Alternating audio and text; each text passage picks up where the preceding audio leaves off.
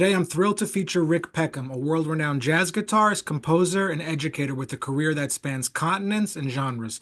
A professor at Berklee College of Music since 1986, Rick has influenced generations of guitarists, coaching talents like Kurt Rosenwinkel, Lionel Loueke, Lage Lund, and Nir Felder.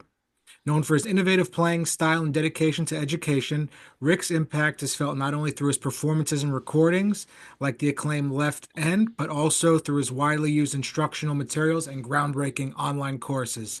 So, Rick, good to see you. Thank you so much for coming on.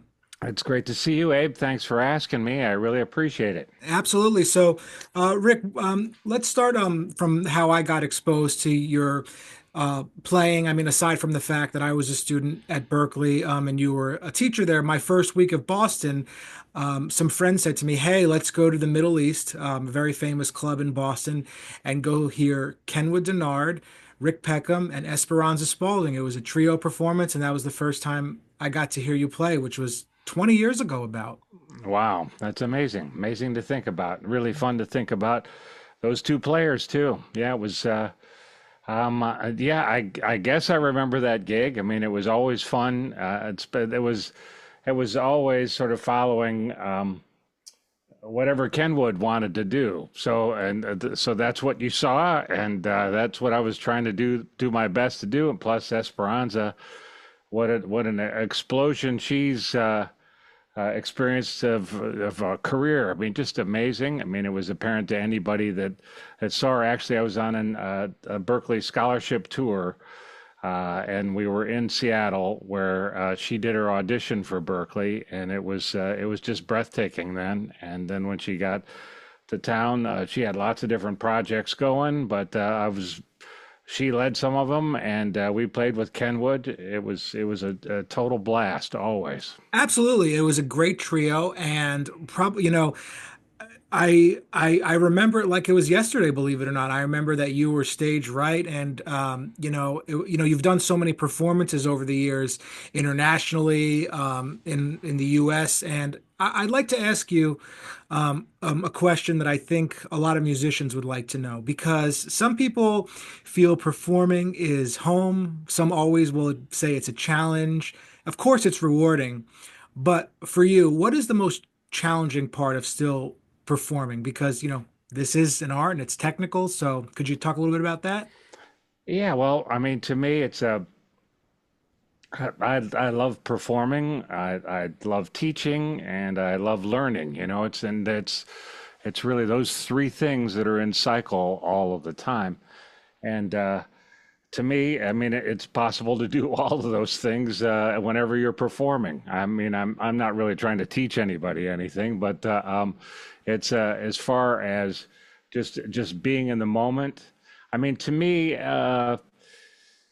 it's I guess if you really think about it, you can get intimidated. But to me, it's just excitement. It's you've, as they say, that the reason that you get that feeling in your stomach is because your body's preparing for something important. I mean, it's an anticipation. It's the same thing as fear. It can either be fear, like you're being chased by a bear, or it can be anticipation, like you're about to go on your favorite ride at Disney World or something. And to me, it's just that sort of electricity of the moment that's kind of fun. And especially with that group that you saw, boy, was it ever in the moment. I mean, things would change left and right, and yeah, Does life and sort of what, feel like, you yeah. know, one long concert in a sense? Like you can pick up from these, like I taught you, you're saying you remember that concert was 20 years ago. You can pick up little things that happen still. Yeah, yeah. Well, yeah, we did several gigs. I mean, Kenwood especially is. I've never known anybody with so much independence when he played. I mean, he would sing. He would be playing on a keyboard at the same time that he was playing the drums, and he would be I think it was in solfege even, singing the melody of Donna Lee while on the keyboard he's playing Back Home Again in Indiana, and he's playing great time on the drums. And that you want to talk about somebody that's in the moment. I mean, that's where he was. And yeah, it was really stimulating. But as far as yeah, like being in the moment. I mean, and this is something I talk to students about a lot. Um, a lot of groups that you see that aren't as rewarding to see. It's just a group of people all playing at the same time. Definitely. Whereas really, it can be like an enriched conversation. I mean, you can't really have a conversation with more than one person talking at once, but that's what happens with every band. And to have something that happens in the drums go without, kind of reflection in the rest of the band. I mean, that's a band that's missing out on an opportunity to, the interaction and communication that happens to make it so that what you're saying in that musical conversation is different that time than any other conversation that you've had before or is going on elsewhere in the world. I mean, it's a real gift to be able to do that and to have the listener. I mean, this is what brings it into the performance realm. If you're just practicing, or if you're just rehearsing, or just jamming in a room, to me, the circle's not complete. It's not complete unless you have listeners there too. It's part of the whole thing. Absolutely. And I was doing my, while I was preparing for this, I was doing my due diligence and just kind of like, watching some recordings, some videos on YouTube and stuff. And, there was, I've come across you playing with George Garzone, and then there's also you playing Charlie Parker with the trio and stuff. So let me ask you this. What do you look for in players that you hire in a rhythm section, whether it be bass, drums, piano? What do you look for in players? Well, usually there's somebody, like on, and that album Left End that we recorded a long time ago, but it's still an album that I like. Tony Scherr, I knew him from my years in Texas when I went to University of North Texas, and Jim Black I met during my time in Boston, and they were both down in New York. I don't think they had really played together before a lot, but I knew it would be good. That was a little bit risky, but since they were both a couple of the best players of their generation, I knew it was not a big chance I was taking. But to answer your question directly, usually somebody pops up first. It'll be like a bass player that I know that's available and that I can play with. Then it's really, frankly, it's a marriage I don't want to get in the middle of, or matchmaking I don't want to get in the middle of. If it's a bassist I know and love, I just say, well, who would you like to have on drums? Or if it's a drummer that I know and love, then I say, who would you like to get together with? So again, I don't have to worry about just having them work something out. I mean, there's. I remember talking to John Scofield one time, and he talked about the album Money Jungle that had it was a trio with Charles Mingus and Max Roach and Duke Ellington, and he said that he heard. I mean, it's a legendary session that Mingus and Max Roach did not get along at all. There, if you listen to that, actually, if you get a chance to listen to that again, you can hear it. There's this sort of clash that's going on. There's sort of almost like Ornette Coleman kind of anti-time going on. It's like they're having a musical argument. Anyway, that's not what I'm looking for. I'm looking for a unified approach. Although it would be great to play with Charles Mingus and Max. Well, that's also a question I like to ask people that I really admire and respect their musicianship. Is obviously now you've gone through your life and performing and growing as a musician. But let's say the musician you are at your optimal level today, if you could go back and play with someone in the 1960s, who would you hire, you think, to be in your band? Oh, yeah. Well, there are just so many great players, and it's hard. And I've heard you ask. I've enjoyed your podcast and heard you ask people like who would they like to play with. I hadn't thought about who I would hire, but I mean, Billy Higgins is one of the greatest drummers of all time, and he's sort of famous for finding that little, just not a very heavily populated part of town where it's right in between swing and boogaloo kind of thing. I mean, not like that kind of groove that he had just with integrity to the center of the earth in anything that he played. So Billy Higgins, he did come to a Berklee class that I was teaching one time. Oh, I really? went, yeah, I went to see him play, and I told him I was doing a Thelonious Monk ensemble, which was one of the great classes I did for about 8 or 10 years before I got so heavily involved in the guitar department. And he was interested and came in and played with the band. It was, and to me, it was one of those outstanding Berklee moments where people, luck is when preparation meets opportunity. And Unquestionably. yeah, these students were very lucky. I mean, they had been working, and Billy Higgins came in, and he wanted to sit in with them, and it was just a magical feeling. And of course, I snuck into playing too, tried to stay out of the way, but I just wanted to get that feel. And he'd be playing time back there, and it's sort of like you hear the kind of audible that Elvin Jones does. Well, he did it too, just sort of like like that, Oh, yeah, yeah. back there along with the time.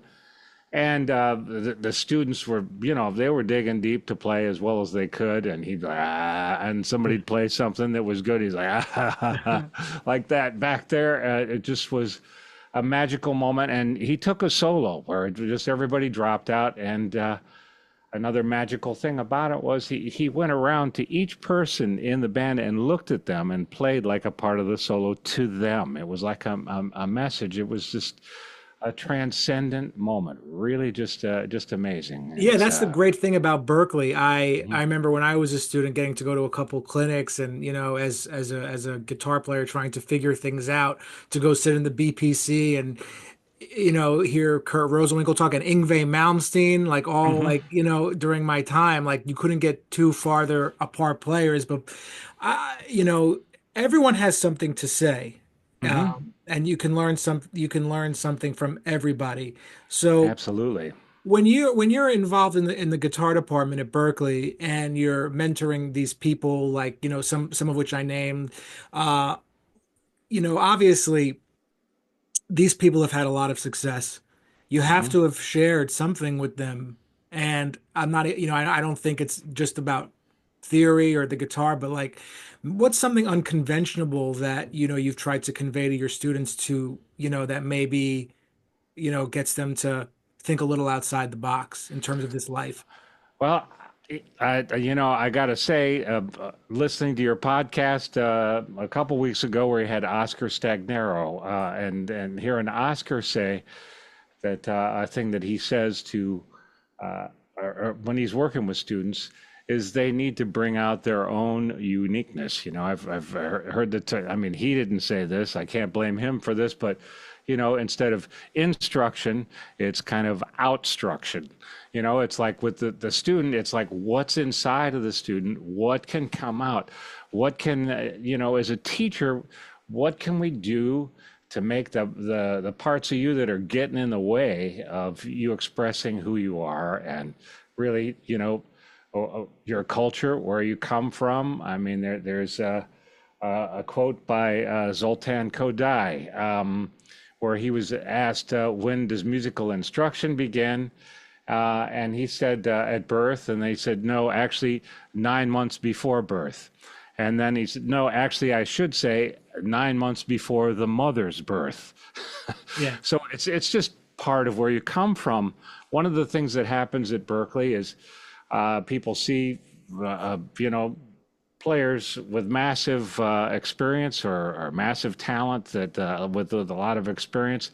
So it's possible to kind of feel down about it, and instead of feel like a first class you're a second class somebody else. But we all have to work to try to make it so that we can convey our message, our musical message. That's for sure. But it's not a matter of being like somebody else. It's like really digging into where you come from. I mean, Absolutely. And you're going to find that way either way. I mean, I was with John Thomas for like my 4 years at Berklee, wow, that's amazing. which was not very easy to say the least. He was kind of a, it was a very, rest his soul. He just passed and everything about a year Yeah. ago, and he was tough, but his approach was, he wanted students to be, I think, wanted them to play like him, Hmm. but maybe that approach later on makes you say like I can't do this, like this isn't who I am. So it's interesting to hear like that you're saying like Oscar really encouraged that like individuality. I mean there's no one way to do things, but I think it takes a certain openness and Hmm. self-assurance to tell someone you be you. Yeah, well, it also is like w- good questions wins. The best questions wins. And, it's like, what do you want to do? Who are you? What are you trying to do? And, there isn't anybody I know that just wants to do what they can do right now, and that's it. Everybody's reaching for other things. And it's, uh, it's, it's helping to give people the tools to do what they need to get where they want to go. And that's certainly, and there's the curriculum at Berklee. There's another podcast I was on where I said it's like the Brooklyn Bridge. I mean, the test set that you went through. Were you a performance major there? Did you do all eight Oh, semesters? I graduated magna cum laude. Fantastic. That's great. And, to me, that curriculum, it still stands. And just I looked it up earlier. The Brooklyn Bridge was built in 1869, and it really wasn't built to handle all the contemporary things that are going on that bridge right now. It's 150 years later. It's the structure of that curriculum really can bear the weight I of will say a this lot though. of I different will say style. Yeah. I was talking to Cheryl Bailey about this, and we were talking a little bit about, and I think Berklee needs to be given credit for that. Although some of these things might seem super, super technical, and it's just like it's an encyclopedia. But when I was 19 years old, I got a job working on cruise ships playing Huh. guitar.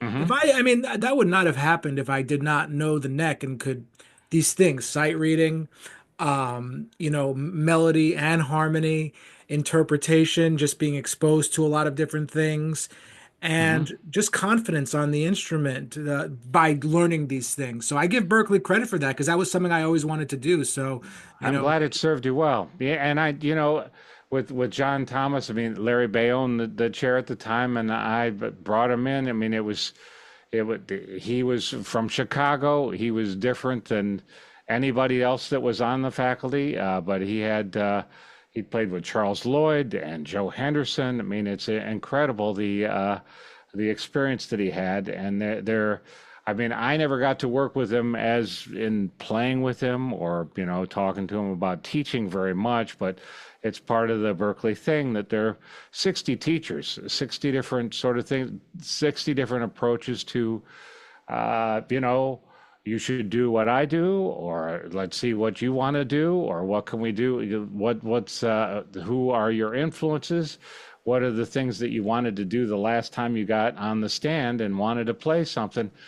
What did you want to do that you were having trouble with? Let's square off and figure a way to kind of trick you into making it easier the next time. yeah, That's it. it's interesting though. I was also with Garrison for a little bit too, and Wow. yeah. So it's funny the way they taught me. I feel like I'm almost doing the opposite now, which is Hmm. interesting. Which is interesting. Yeah, well, in the way, I mean, with those two being themselves, I mean, they're like saying you should be yourself too. Although at the time it might have been, you better do what I do next week, or there's going to be problems. Yeah, there were problems. There were problems. It was, but like it builds character, and Hmm. at the time, Berklee was it was right before people had to start doing the in-person audition, I think. So, Hmm. it was yeah, it was like you really had to survive. But fortunately I did, and thank you for being part of this curriculum, and Larry too, so Oh yeah, um well, I'm so glad that it served you well, and you found that it served you pretty much right away. That's fantastic.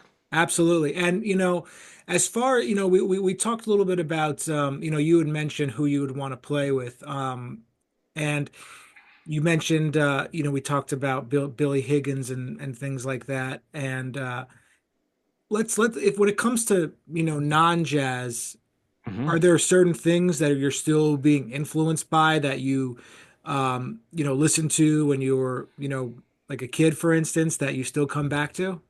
Absolutely. I mean, it's it's sort of the harvest season at Berklee right now, at brick and mortar Berklee, where people are getting ready to do their performance pieces at the end. And I have people doing well. I mean, they have to choose what they're going to do. Sometimes it's an arrangement, sometimes it's an original piece. But yeah, like a Coltrane solo on Moment's Notice, there's somebody working on that. Somebody else is doing a Coltrane thing on Cousin Mary. But there's another student that I'm working with doing Ernie Isley's guitar part from Fight the Power. Wow, that is an unbelievable, that's like a just Hall of Fame performance. I mean, I still haven't checked the date of when Fight the Power was recorded, but it just seems like a real fortified answer to Stevie Wonder's Superstition. I mean, it's just like, what if we really, what would be the answer to Superstition? And that's what Fight the Power answers it to. I got to check the chronology, but I just get deeper and deeper into the music of I love Billy Gibbons with ZZ Top. I love Mick Taylor in the Rolling Stones. Listening to just his guitar part, I use software called RipX. I mean, it's becoming more common. This kind of like you can just bust out the stems from whatever you're going after. So, it's all about find, feel, and flow. You Yeah. find what you want to work on, you make it so that you don't really have to, well, a lot of people are just find, okay, then they see something else on YouTube, find, they're just looking at things, but they're just browsing, and that can be okay. But if you're really trying to make something part of your musical personality, it's about find, feel, making it so that you don't have to think about it. You're playing it, and then flow. It's like you're not even thinking about what you're not thinking about. You're just going. That's the way it works. So I mean, to me, that's when these influences are at their best, when it just kind of breaks down. And well, I'll just say this: Kurt Rosenwinkel at a clinic. He came back to do a clinic soon after he graduated, and it was a lot of fun to have him there. But the thing that he said that he thinks of Berklee as each class is kind of like one of those pre the Lego kits, Lego kits where this is a fire engine, and there's another one that's a spaceship, and there's another one that is what did I say? Fire engine, spaceship, and let's I don't know, just fill in something else. But the idea of a castle, let's say it's a castle. So he said the way I saw the classes is you were just building each one of those things. But, after getting out or after you take a class, you just want to break it down to the Lego blocks, and then you put together a thing. At first, it'll look like a castle with a spaceship on it, but eventually you'll break it down and make it so it's just your own thing. You're making your own thing with One it. of those And one of those castles for me was I did a report on him. It was Kurt Schumate was teaching this class, sir. I think it was Survey of Guitar yeah, Styles. survey of guitar styles. Yep. Right. So I did a report on Kurt and Pete Bernstein. Hmm. Pete I actually like later studied with at NYU for a bit, Wow, and he's I did great. it. He's great. And but then I did like a project. It was on Kurt, and then I ran into Kurt in the city, and I told him about. I just did a report on you, and it was What'd he say? he was like, "Really? What solo was it?" And it was it was a Yep. trip because it was shortly after that. So, it's moments like that that make Berklee such a special place that you can, I'm never gonna forget those things. So, Yeah, well, yeah, you're really getting every musician is their own academy when they're dealing, yeah, as far as like with a rock or a Motown or yeah, I was thinking while you were saying that, I mean, James Jamerson, can you imagine playing in a rhythm section with James Jamerson on the bass? I mean, that would be incredible. Yeah. So James Jamerson and Billy Higgins, that'd be a good band. You know what? And with that new app, Moises, it's called. You know that new app that's out? Yeah, Moises, right? Yeah. Yeah. You could probably create something, I'm sure, you know. Yeah, that's absolutely true. I just heard from a student yesterday that Cubase is a thing that's like Pro Tools or Logic, and it's a Steinberg software, and it does what Moises does, or that other one I was saying is Ripex. That's another one that you just put in the MP3 and it just breaks it right up, and you can slow it down, speed it up, isolate it, make it Yeah, I into, mean, I've been yeah, taking the MIDI. Grant Green records and just taking out Grant Green and like playing the tunes. It's been so much fun. And That is great. Yeah, I mean that's another thing in thinking about teaching. I mean I've been listening to a coach talking about you don't learn to play, you play to learn. I mean, that's what it works. If you're not playing, you're missing out on all the fun. And yeah, like digging in with those Grant Green rhythm sections, being able to pull him out or listen, isolate it and listen to it too. It's a real gift of our time that we're able to oh, do that. absolutely. The technology is, just it's remarkable right now. And you've been at Berklee for a long time. You've had the chance to play with all of these people and contribute to the education world, like those things that are out there, or, are documented, that like the teaching materials and things like that. Um, at this point, what are you most grateful for about in your journey, you think? Is it the Berklee the Well, I'm position? I'm just I'm grateful. I'm most grateful just to the music and musicians and what they produced. I mean, as far as opportunities, I feel very fortunate to have done them. I mean, originally I'm from Ohio, and I really had to look around for the lessons that I needed as a player to get to the place where I wanted to be as a player. And it gradually took me to Columbus, Ohio, and then down to Denton, Texas for North Texas State, where I got to work with Jack Peterson, who was the guy that started the guitar program at Berklee Yeah, before he was. William I Leonard. think he still teaching? He was teaching there at least when I was there, I believe. At no, you're thinking of Jim Peterson, maybe? Okay, I'm not that's sure. probably it. Yeah, but no, Jack Peterson was a teacher in the early '60s at Berklee. Got it. A couple of his students were Mick Goodrick and John Abercrombie, right? Abercrombie. There we go. Yep, yeah, and Toshiko Akiyoshi and Keith Jarrett was there at that time. I mean, it just that's yeah, early days, early '60s, and then he went down to Texas, and fortunately, he wanted to teach. So. And he's just a fantastic teacher, amazing teacher. So I guess I'm most grateful for having so many people that helped me to learn more about what I wanted to play and learn more about how to convey it to others, and really in a non-intimidating way. I mean, to me, it's we're all in here trying to do the same thing. Like Berklee is a place where at least when I got there, and for the most part now, it's not, you don't talk to Professor Kelly. You talk to Jim Kelly. You hang out with Jim Kelly. It's not Professor Jeffrey Lockhart. It's Jeffrey. I Yeah. mean, that's what it is. And it's because we're in there shoulder to shoulder with the students trying to get closer to this music that we love. I mean, it's an inspiring thing. And so many great like Jack Peterson, Dan Hurley, who was down there in Texas. I mean, Jerry Coker, I got to meet him and work with him very briefly, but just the spirit of him goes on forever. And then the opportunity to work with George Garzone and Hal Crook and Jerry Bergonzi, all these, just this, it's just basically like a hall of fame of the greatest teaching ever, And again, the common thread with all of these people is that they aren't looking to put things in your way. They're looking to give you the tools so there's no barrier. You're just going straight to what it is that you want to say. And that's, Yeah, I think it's to all me, just that's about. what I'm trying to do. Well, yeah, I think it's just all about boosting people up at the end of the Yeah. day. I mean, I think it's good to push people or to be pushed if someone's better than you, like that's fine. But I think that's good, but it's all about lifting. Yeah, well, Is pick it- up inspiration. It's like, look at what that person's able to do. Totally. And sometimes it's, the temptation is to deify that person and just say, well, well, that's just Kurt. It's like that's what he does.